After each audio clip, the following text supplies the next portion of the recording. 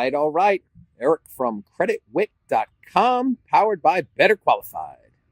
And today we got a question from a user that says, I can't pay my bills on time. What should I pay and what shouldn't I pay if I can't pay? Well, if you remember some of the videos we shot back a couple days ago, there's two types of credit. You have revolving credit and you have installment credit. Installment credit is a fixed payment. Not going to change. Student loan, car payment, mortgage, that type of payment or that kind of credit. It's called an installment loan. Again, it doesn't change.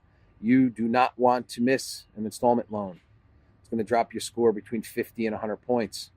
Revolving debt is like a credit card or something that's actually going to change with, the principal being smaller, your payment's going to decrease. So if you have to miss a payment, miss a revolving payment, not as bad as an installment loan. And again, it's probably between 30 and 50 points. I had a credit card actually I missed a payment on last year and it was 98 points. So, again, if you're going to miss a payment, miss a revolving debt, not an installment debt. Installment is a fixed number. So if you miss that payment, there's less of an excuse. You know your payment was $400. You didn't make that payment. They're going to whack your score worse.